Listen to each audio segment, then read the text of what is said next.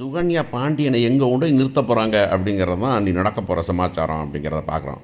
இன்றைக்கி பார்த்தீங்கன்னா சக்திவேல் வீட்டில் இருக்கிறாரு. இவங்க வந்துட்டு கணக்கு பார்க்குறாங்க, குமாரும் நம்ம சுகன்யாவும். அப்போ வந்து என்னடா கணக்கா எப்படி போயிட்டுருக்கு? நான் நல்லா போயிட்டுருக்குமாம்மா, நேற்றைக்கு போனதை விட இன்றைக்கி வந்துட்டு ஒரு மடங்கு 50% கூட போயிருக்குது அப்படிங்கிறாங்க.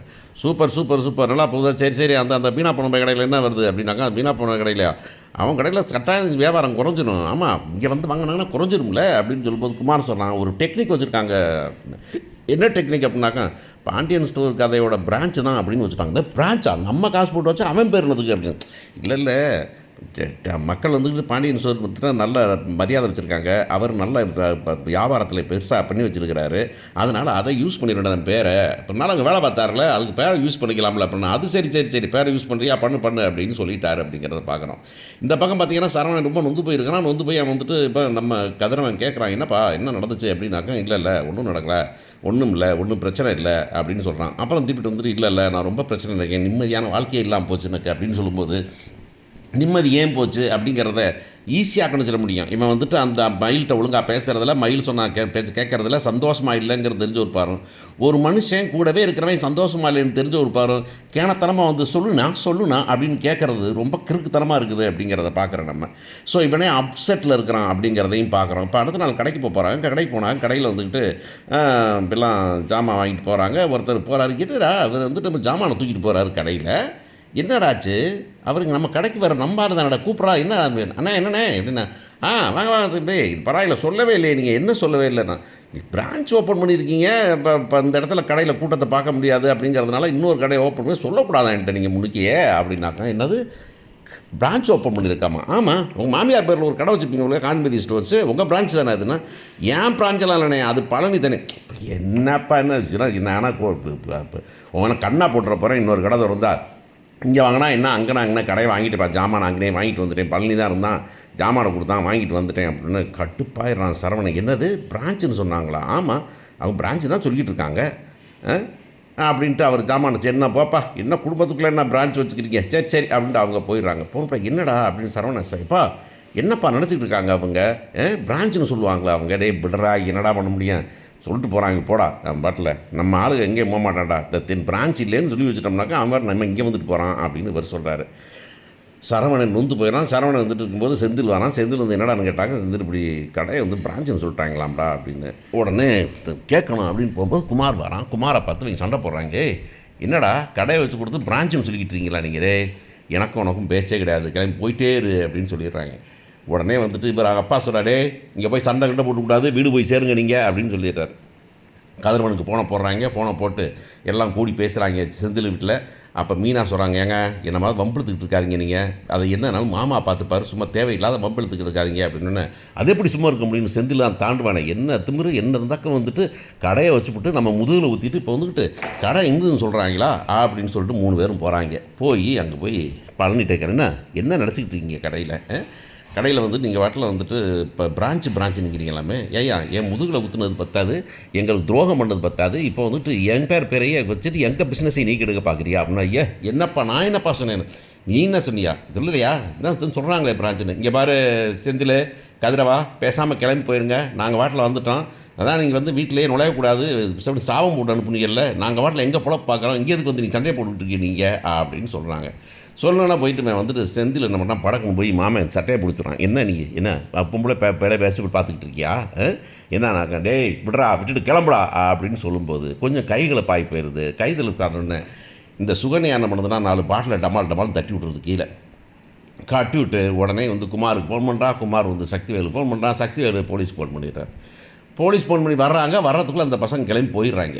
இவங்க கிளம்பி அடித்து முடிச்சுட்டு இதுக்கு மேலே பம்பு வேண்டான்னு போயிடுறாங்க. ஆனால் வர்றாங்க. வந்தோன்னே கேட்டாக்க சுகன்யாவும் சக்திவேலும் சொல்லிடுறாங்க, இதுக்கெல்லாம் காரணம் பயல்கள் அனுப்பிவிட்டால் வருதான் அப்படின்னு சொல்லிடுறாங்க.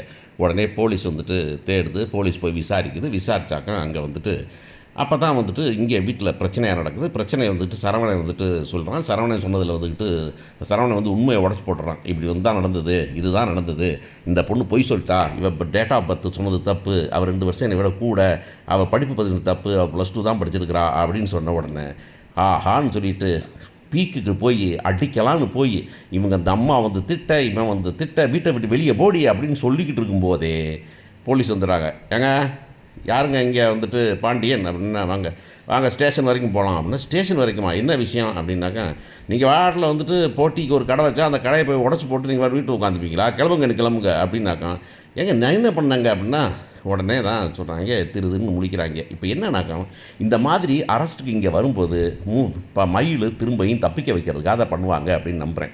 ஏதாச்சும் ஒரு பிரச்சனை வந்துடும், மயில் சிக்கிற இடத்துல பிரச்சனை வந்த மாதிரி வந்துக்கிட்டு, இப்போ வந்து கான்சன்ட்ரேஷன் பூரா பாண்டியன் மேலே போயிடுது. பாண்டியன் உடனே ஜெயிலுக்கு கூப்பிட்டு போயிடறாங்க, போலீஸ் ஸ்டேஷன் கூப்பிட்டு போயிடுறாங்க. உடனே இவங்க வக்கீலை தேடு வந்து தேடு அப்படின்னு தேடிட்டு போகிறாங்க அப்படிங்கிறத பார்க்குறோம். ஆனால் அங்கே போனால் அங்கே ஸ்டேஷனில் தகராறு தான் வரும். ஆமாம், இவங்க தான் ஆள் அனுப்பி உடைச்சிட்டிங்க. உடைச்சதை பார்த்தா ஃபோட்டோலாம் வச்சுருக்காங்க பாருங்கள், எல்லாமே உடச்சி வச்சுருக்காங்க. இந்த உங்கள் பயலுக்கு போய் 3 பேரும் சண்டை போட்டதுக்கு சாட்சி நிறைய இருக்குது. அதுக்கெல்லாம் காரணம் இப்போ நீங்கள் வரீங்களா இல்லை அவங்களுக்கு உள்ளார வைக்கட்டுமா அப்படின்னு கேட்டாங்க. நான் என்னையே வச்சுக்கேன்ப்பா, என்ன எம்எல்ஏ கேஸ் போட்டுக்குங்க அப்படின்னு சொல்கிறாரு. அதெல்லாம் முடியாதுங்க, நாங்கள் தாங்க அடித்தேன்னு சொல்லி, டேய் பேசாமல் போர் பண்ணிக்கலடா அப்படின்னு சொல்கிறாங்க. உடனே அவர் ஏங்க அப்படின்னு கோமதி வந்து சொல்கிறாங்க, ஏங்க என்னங்க நீங்கள் வந்துட்டு இப்போ பசங்க மேலே கேஸ் வேணாம், நீ என் மேலே கேஸ் போடுறீங்க அப்படின்னு சொன்னாக்கா, அவங்க வாழ்கிற பிள்ளையடி, அவங்க மேலே கேஸ் போட்டு அவன் கவர்மெண்ட் எம்ப்ளாயி இருக்கிறான், அவன் அது பிரச்சனையாகி போயிடும் போடி அப்படின்னு சொல்லி அனுப்பிவிட்டு கேஸை போட வச்சுட்டுருக்கிறாரு. ஆனால் வந்துட்டு பழனி வந்துடுறான். பழனி வந்து, சார் எங்களுக்கு இதுக்கு சம்மந்தமே இல்லை, கடை ஓனர் நான் வந்து உங்களுக்கு கம்ப்ளைண்ட் கொடுக்கல, இல்லை இது எங்கள் குடும்ப பிரச்சனை, அதனால் விட்டுருங்கன்னா. குடும்ப பிரச்சனையை வந்து ரோட்டில் போடுவீங்களா ஐயா அப்போ இங்கே பாருங்கள், கம்ப்ளைண்ட் நான் பண்ணல, இல்லை என் பொண்டாட்டி பண்ணலாம், என் பொண்டாட்டிக்கிறதுக்கு சம்மந்தம் இல்லை, கடை என்னது நான் சொல்கிறேன், எங்கள் இதில் பிரச்சனை இல்லை, நான் வந்து கேஸை வாபஸ் வாங்கிக்கிறேன், நான் கேஸே கொடுக்கல அப்படின்னு சொன்ன உடனே வெளியே அனுப்பிடுறாங்க. என்ன வந்து கேஸை கொடுத்துட்டு வந்துட்டு இப்போ என்ன எனக்கு வந்து பிச்சை போடுறியா, என்னை வந்து நீ பாவம் பார்த்து அனுப்பி வைக்கிறியா அப்படின்னு நீ அனுப்ப வேண்டியதில்லடா அப்படின்னாங்க. மச்சான் இதெல்லாம் சொல்லாதீங்க மச்சான், நீங்கள் கிளம்புங்க மச்சான் அப்படின்னு சொல்ல இந்த பசங்க கதிரவன் சரி வாங்கப்பா போகலாம் அப்படின்னு வீட்டுக்கு கூப்பிட்டு வந்துடுறாங்க. வீட்டுக்கு வந்தால் வீட்டில் அங்கே தகராறு, அங்கே பாட்டி இருக்கிறாங்க. பாட்டி இருந்துட்டு என்னப்பா நடந்துச்சு அப்படின்னா, என்ன நடந்துச்சு, வச்சிட்டில இந்தா கிடச்சிட்டில, உன் மகனை ரொம்ப நாள் இங்கே வச்சு வளர்த்ததுக்கு இப்போ நீ வந்துட்டு என் மேலே பழியை போட்டு என் வீட்டுக்கார ஜெயிலுக்கு அனுப்புறியா நீ அப்படின்னு அவங்க அம்மாவை சொல்ல, எனக்கு என்னமோ போகிற போக்க பார்த்தோம்னாக்கா இந்த அம்மாவையும் மண்டையை போட்டு வச்சுருவாங்க இன்றைக்கி. நான் அது ரொம்ப நொந்து போய் நூலாகி போய் தான் உட்காந்துருக்குது. அது வந்துட்டு இந்த அம்மா சொன்னது வந்து, நீ தான் என் வாழ்க்கையை கெடுத்து விட்டேன், உன்னை மன்னிக்கவே மாட்டேன், உன்ட்ட பேசவே மாட்டேன்னு சொன்னதில் நொந்து நூலாக இருக்குது. ஸோ அடுத்த பெரிய பிரச்சனை நடக்க போகிறது, பாட்டி மண்டையை போட்டுருவாங்க அப்படின்னு தான் நான் நம்புகிறேன். நான் இதில் வந்துட்டு முத்து வந்துட்டு கொஞ்சம் சாஃப்டாக டீல் பண்ணுவார். யாருமா நிஜமாக சொன்னாரா, நீ கடையை எப்படிமா வச்சிங்க, கடையில் வந்துட்டு என்ன பிரான்ச்சுன்னு சொன்னீங்களா நீங்கள் அப்படின்னு கேட்டாக்கா, ஆமாம்மா கொஞ்சம் பிஸ்னஸ் இருக்கா, இதை பற்றியா முட்டாப்பத்தனமாக பண்ணியிருக்கிற, யார் குமார் நீ சொல்லி கொடுத்தியா, நீ அவன் பெரியப்பா எனக்கு அதுக்கு பெரிய பெரியப்பா அப்படின்னா, இங்கே பாருங்கள் பிஸ்னஸ் பண்ணுறதுனா நியாயமாக பண்ணுறதுனா பிஸ்னஸ் பண்ணுங்கள், ஏன் தேவையில்லாமல் அடுத்து பண்ணுறீங்க அப்படின்னு சொன்ன உடனே என்னென்ன மாறி போயிட்டீங்க, மக வீடுங்கிறதுனால அங்கே மக வீடு சம்மந்தி ஆகி போயிட்டாங்களா அப்போ உங்களுக்கு அப்படியே, அதை நான் சொன்னேன்னா நான் அப்படின்ட்டா, இல்லைம்மா நீங்கள் மாறி போயிட்டீங்க நீங்கள் அப்படின்னு. இந்த குடும்பத்துலேயும் ஒரே குழப்பமாக இருப்பது. இந்த குழப்பமெல்லாம் சேர்த்து வச்சு தப்பிக்க போகிறது யார் அப்படின்னாக்கா, மயில் திரும்பவும் வீட்டிலே நின்றுவாங்க அப்படின்னு தான் எதிர்பார்க்குறேன். பார்ப்போம் எப்படி போகுது, என்ன கதை நீட்டுறாங்கன்னு.